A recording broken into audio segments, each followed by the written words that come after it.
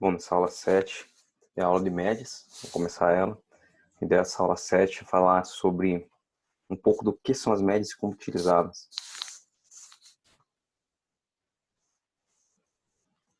Bom, a média móvel é um indicador que ela é um rastreador de tendência. Então, qual que é a ideia? Quando você utiliza uma média móvel, o que você quer é tentar acompanhar o caminho que o preço está fazendo. Se está subindo, se está descendo, ou se ele está simplesmente sem tendência definida.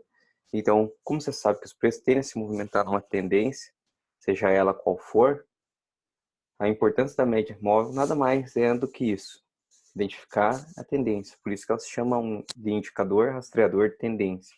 Você jamais vai utilizar uma média móvel para estar operando num mercado que está lateral, porque se a média está lateral, você não sabe como operar, se você vai operar comprado ou vendido. Nesse caso em particular, seria melhor você utilizar um, um rastreador de volatilidade. Bom, para rastrear a tendência, então, com a média móvel, né, você pode fazer usa essa média móvel com períodos definidos de tempo de negociação, ou seja, supondo que você esteja operando num gráfico diário. Dentro desse gráfico diário, ele é composto por vários candlesticks. Cada candlestick ele é responsável pela indicação de um dia. Se você tem uma média, por exemplo, de 2 períodos, o que você está fazendo é a média do preço dos 2 últimos dias. E você tem que lembrar que a média sempre vai ser atrasada, né? Porque o preço ele vem antes, tem o fechamento, e só depois que a gente tem o fechamento do preço que a gente tem a possibilidade de fazer o cálculo dessa média. Dentro das médias que são utilizadas no mercado, a gente tem a média simples, ou média aritmética, que ela vem lá do passado, quando ainda nem tinha computação gráfica, então os preços eram tudo anotado no papel e era feito o cálculo de forma aritmética, a média exponencial, que é uma média que é utilizada hoje, que é um pouco mais ágil que a média aritmética, porque você, na base de cálculo dela, você coloca um peso ponderado diferente para quanto mais novo é o preço, mais importante ele é, a média ponderada e a média triangular. A minha ideia aqui nessa aula é apresentar para vocês as duas médias que são mais utilizadas, que são a aritmética e a exponencial. Vamos lá. Então, aqui, a média móvel aritmética nada mais é do que a soma dos N preços divididos pelos N períodos. Ou seja, se nós temos 9 períodos, que é uma média que eu gosto de utilizar, por exemplo, a gente vai somar os 9 dias anteriores e vai dividir por 9. O que é o x chegado desse preço aí, dessa soma e divisão, vai ser o preço no ponto atual da média móvel.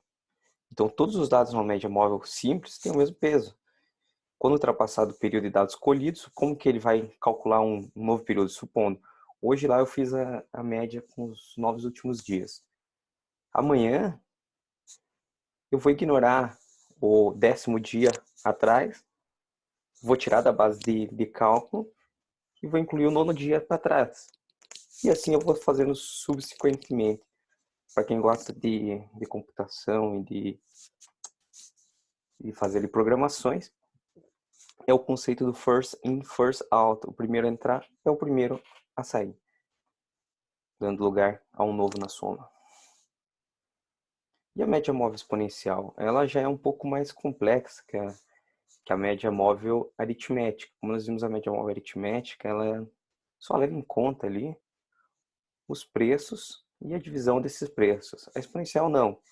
A exponencial, além do preço e o período em questão, ela se utiliza de um fator chamado fator K, que na sua construção ela tem o objetivo de dar peso diferente aos dados mais recentes. No caso da média exponencial, quando entramos com um novo dado, um dado mais antigo, ele não é totalmente descartado. Ele faz parte da base de preço, mas ele vai perdendo um pouco ali da sua relevância. Por isso que a gente diz que a média móvel exponencial ela é mais ágil do que a média móvel aritmética. Não quer dizer que ela é melhor ou pior, ela só é mais rápida, porque opera intradiário e gosta de fazer scalper, por exemplo, é essencial que você utilize essa média exponencial. Então, pela sua complexidade, né, ela foi mais disseminada após a introdução dos computadores em negociações, com plataformas de cálculo já prévio. Como é feito o seu cálculo, né?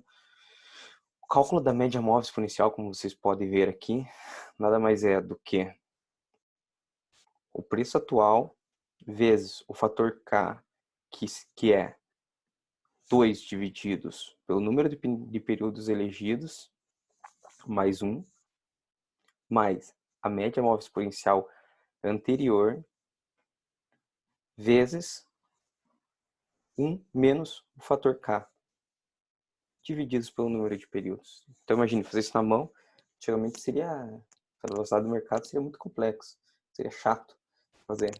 Já com computação, não. Ele faz automático para você e plota no gráfico. Aqui eu fiz um cálculo no Excel para mostrar para vocês a diferença e demonstrar como é muito mais ágil a média móvel exponencial do que a aritmética. Vamos supor aqui, por exemplo, uma média móvel de 3 períodos para os preços que eu coloquei no quadro abaixo.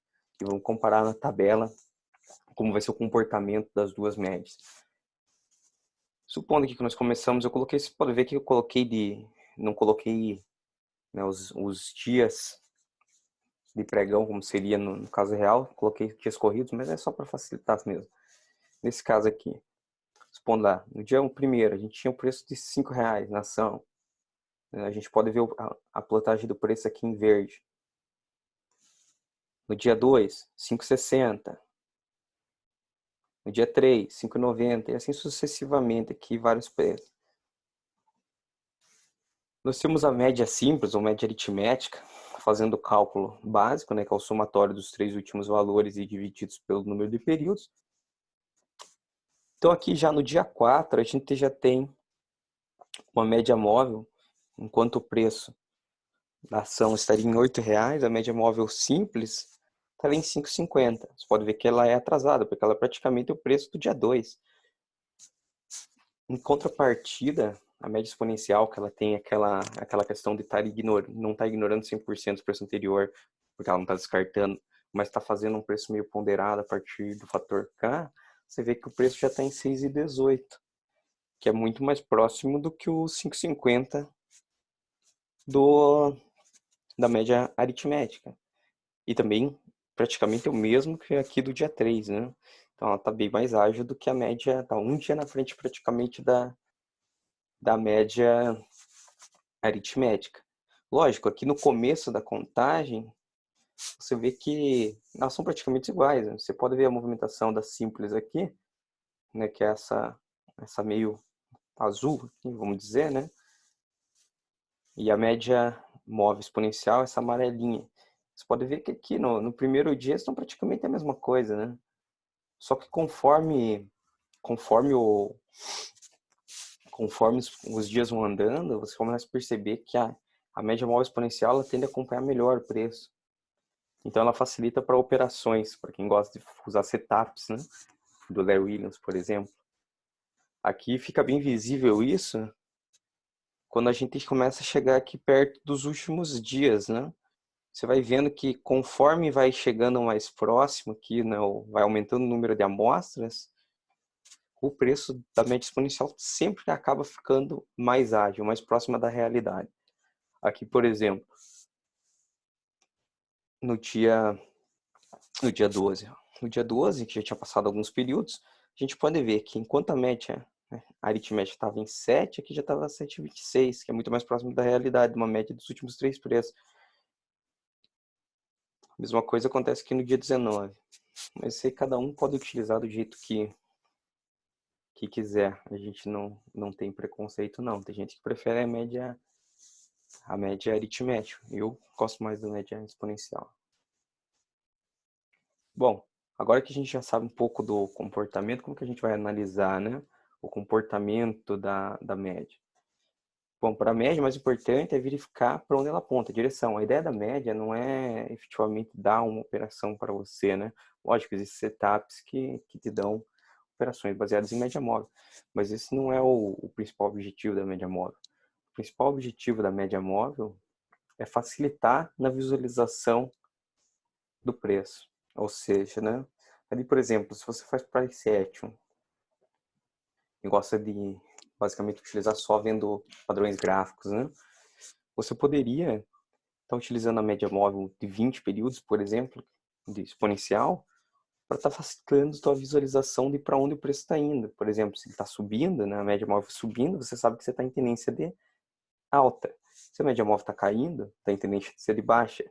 Então, se você, por exemplo, vê a média móvel está subindo, o que você vai fazer? Vai procurar por compras, é óbvio, não vai ficar querendo, a não ser que você goste de operar contra a tendência. Se você estiver vendo a média móvel caindo, você vai estar operando ali sempre buscando por vendas, né? Ou, caso você goste de fazer um scalperzinho contra a tendência, né, poderia estar comprando contra a tendência. E se a média móvel está plana?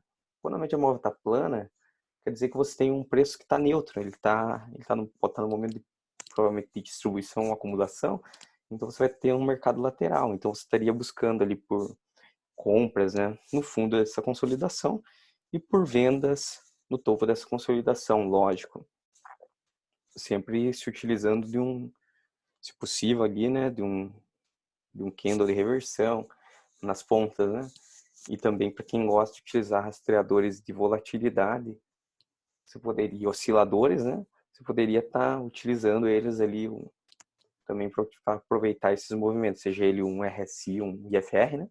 Ou uma banda de Bollinger mesmo.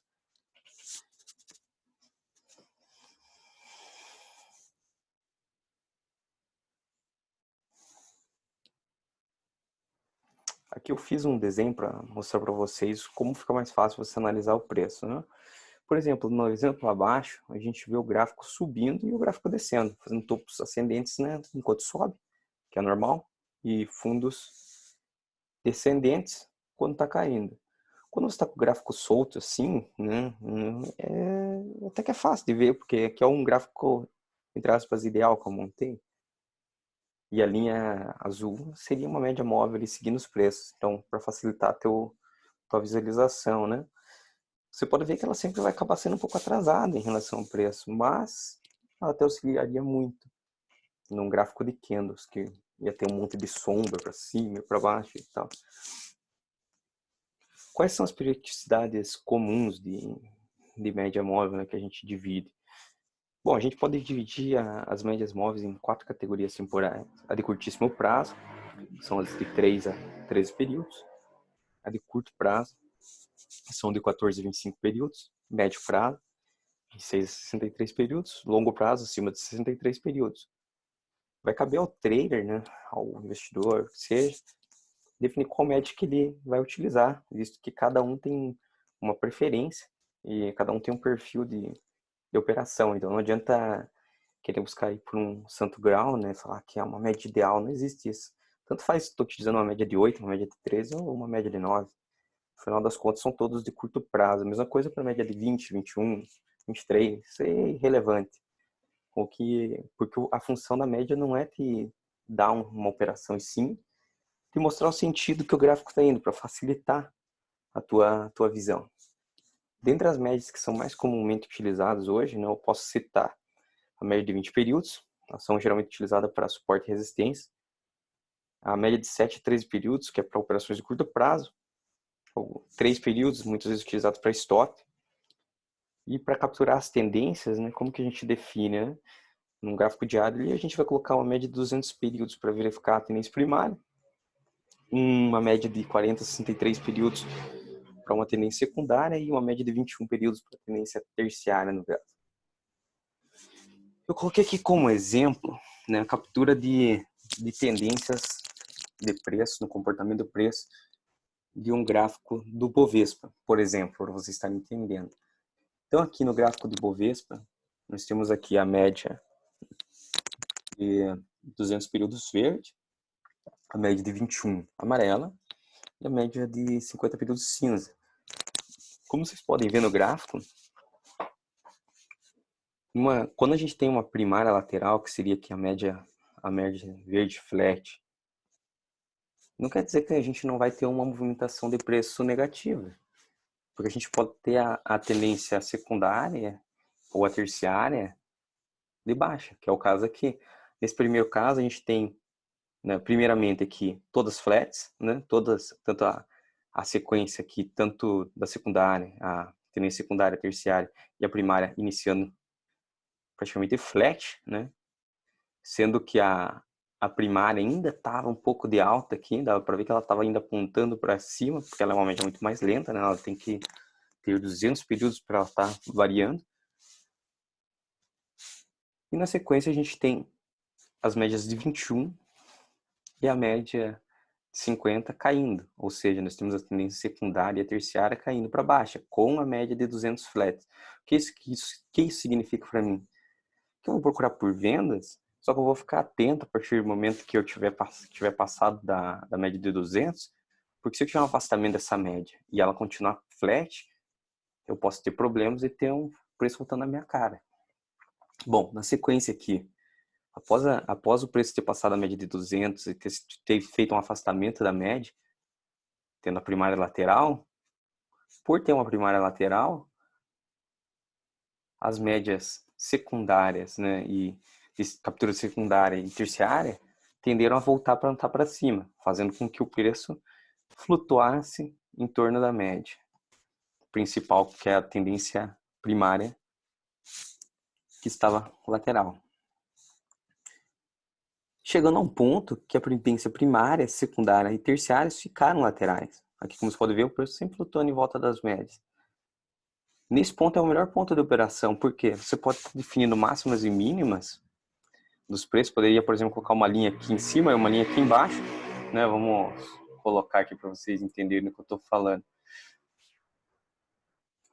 Eu poderia, por exemplo, colocar uma linha aqui e uma linha aqui e estar esperando para ver que aquele lado que a tendência ia se consolidar. Por exemplo, né? Supondo que eu sou uma pessoa que gosta de operar, né, rompimentos. O que eu ia fazer? Enquanto as médias ainda estão todas emboladas, eu não faria nada. A partir do momento, né, que eu tive esse rompimento dessa resistência para cima, eu ia continuar não fazendo nada, porque ainda estava muito arriscado. O preço podia voltar aqui para baixo, né? Poderia ter o preço rompendo aqui, perdendo essa mínima e vindo até aqui. Não seria interessante. Então, o que a gente faz? A gente espera o rompimento, que foi o que aconteceu, rompeu, correto? Fez o retorno à média, ó, o preço rompeu, fez o retorno à média, correto? A partir do momento que fez o retorno à média, você pode ver que nós já temos a tendência primária, a secundária em alta, e a terciária também iniciando uma alta. Então, nós temos a verdinha primária em alta, cinza secundária em alta, amarela terciária em alta. Supondo que você operou esse rompimento após o pullback, aonde estaria seu stop? Seu stop estaria aqui, ó, nessa mínima. E você só ia seguir com a operação enquanto as tendências estivessem de alta. Então você aproveitaria toda essa alta aqui, só baseada em médias, né? Porque ficaria mais fácil. Agora imagine, se você está sem utilizar essas médias, né? O que você faria quando começasse o preço a embolar aqui, né? Porque teve uma hora aqui que o preço ficou totalmente embolado, a gente não sabia o que ia acontecer, né? Por exemplo, aqui, ó.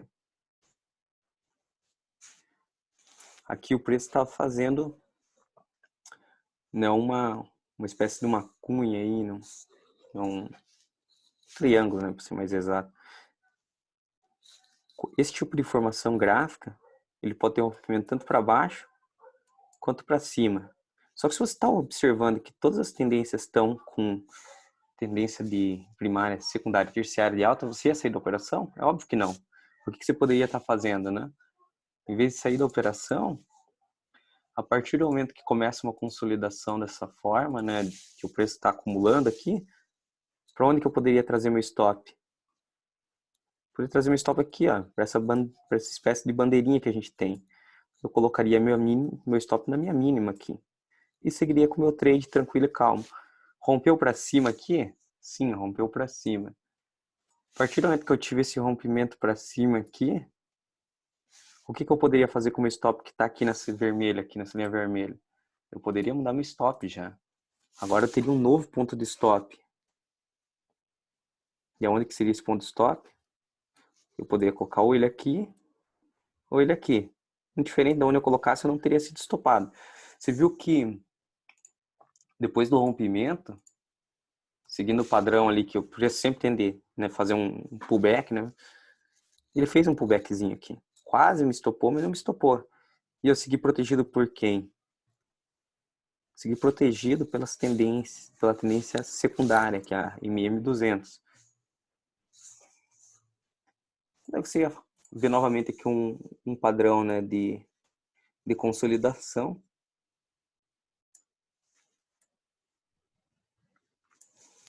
Mais um padrão de consolidação, que na verdade aqui, se você for ver bem, formou uma LTA.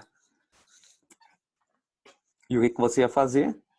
Ia ficar atento para ver se a tendência permanecia a mesma. Permaneceu a mesma? Permaneceu.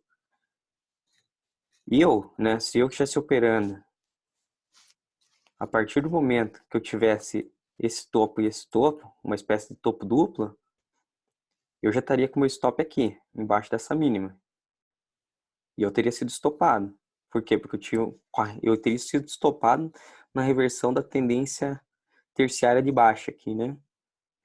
Mas para quem opera mais longo prazo, continuaria operando a máxima, né? Na tendência de alta. Por quê? Porque em nenhum momento a tendência secundária e a terciária viraram para baixo, continuaram de alta. Então, quem opera dessa forma teria com o stop mais embaixo, não teria tirado o stop daqui, né? E seguiria no trade. A partir do momento que eu tive o rompimento dessa máxima aqui, daí sim, eu poderia mudar meu stop. Para onde? O stop estaria aqui, na mínima, né? Na rompimento. Que teria também feito um pullback para fazer o reteste aqui. E seguiria feliz e sorridente aí no trade por um longuíssimo período de tempo, meses e meses.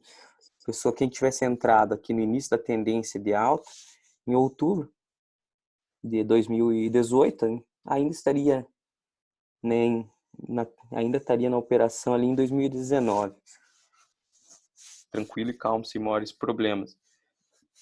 E aqui a gente, além de tudo, a gente pode ver vários padrões gráficos aqui. Por exemplo, aqui, quem não entrou lá atrás, né, por exemplo, quando tem a primária e a secundária de alta e a terciária de baixa, quem não tinha entrado podia ter se aproveitado do quê? Podia ter se aproveitado do rompimento dessa LTB aqui, que a gente teve, né?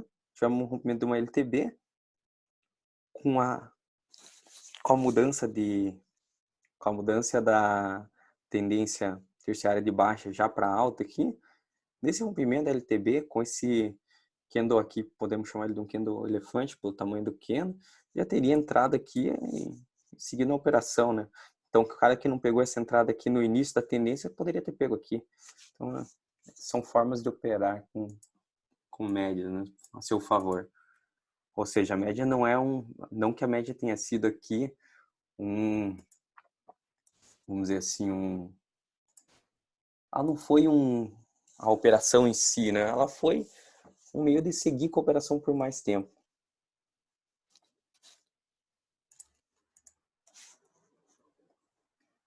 E qual que é a vantagem então, da utilização da média móvel? Quando utilizamos médias, nós temos mais facilidade de enxergar o comportamento do preço. As médias podem ser deixadas de lado, isso é claro, não tem necessidade de utilizar as médias, se você não quiser, mas com a média fica muito mais rápido a utilização da tendência. O que pode ser comparado aqui nesses dois gráficos que eu deixei.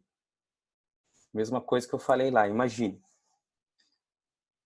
Se você estivesse aqui operando, né? Lógico, aqui você pode operar né, com padrões de figuras. A média sempre vai estar atrasada, né? Eu vou dar um exemplo aqui, né? Por exemplo, aqui se você comparar aqui com o quadro à direita, você sabe que aqui você tinha tendências de baixa secundária e terciária, mas se você não tivesse a média de 200 aqui, você não ia saber que a tendência primária estava lateral nesse momento. Então, você poderia achar que a média ia continuar caindo o preço ad eterno. E teria entrado talvez aqui, né, nesse ponto. Talvez você tivesse entrado nesse ponto aqui no retorno a LTB, teria feito a venda, teria sido estopado. Por quê? Porque tinha um distanciamento gigante da média de 200 aqui que estava flat. Mas você não saberia disso. Então você teria entrado vendido, por exemplo, aqui. Até teria pego um ganhozinho, mas logo na sequência teria sido estopado. Já se você está utilizando, não, tá utilizando aí as médias, você veria que, lógico, tinha um distanciamento grande das médias, talvez não fosse o melhor momento para estar entrando vendido. E tá, ok. A gente viu ali que tinha aqui tinha essa questão do distanciamento. Só que além disso, a gente pode ver aqui que a gente está tendo o quê? A formação de um pivô. Se você olha que a média de 200 está flat e tem um distanciamento grande entre a média de 21 e a média de 50, você teria entrado comprado nesse pivô e teria ganho uma grana até o retorno, né? No caso aqui seria até o retorno à média de 200. E onde que teria teu stop? Teu stop podia estar aqui, ó, nesse ponto, por exemplo, ou nesse ponto. Aí fica a critério do operador. Isso para pegar esse nesse ponto. Daí beleza, supondo que você pegou essa compra, né, ali no pivô. Aqui a gente tem uma LTA. Aqui tá flat, tudo flat. Você teria seguido aqui um exemplo que você poderia ter tomado na cabeça, por exemplo, tomado stop, né? No rompimento dessa máxima, dessa consolidação aqui, ó, se você não tem as médias ali a teu favor, você poderia ter entrado aqui na compra. Só que olha onde que estavam as médias. A média ainda estavam flat, a média de 50 e a média de 21. Então você teria entrado numa operação correndo um risco ali de ser estopado. Que foi o que aconteceu, né? Quem entrou aqui foi estopado e viu só o preço, né, fazer um search and destroy em torno da média de 200. E assim a gente segue, né?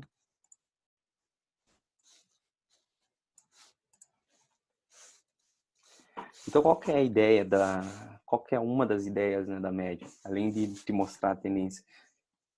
Além de te mostrar a tendência, um dos comportamentos que são interessantes das médias é você poder estar utilizando elas como suportes e resistências dinâmicos.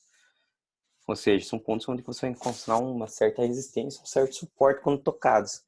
Isso fica evidente no gráfico abaixo, que é o mesmo gráfico anterior, né? Você pode ver que toda vez que o preço encontra com uma média, por exemplo, a média de 200, que é uma média super importante, ele tende a dar uma respirada naquele ponto. Então, são pontos onde você pode buscar ou por compra ou por venda. A mesma coisa acontece na média de 21 e na média de 50. Por isso que eu falo que é meio que irrelevante como é que você está utilizando, né? Quando um pouco de a variação da média em si é meio irrelevante. O mais importante é você ter a média como um guia, vamos dizer assim.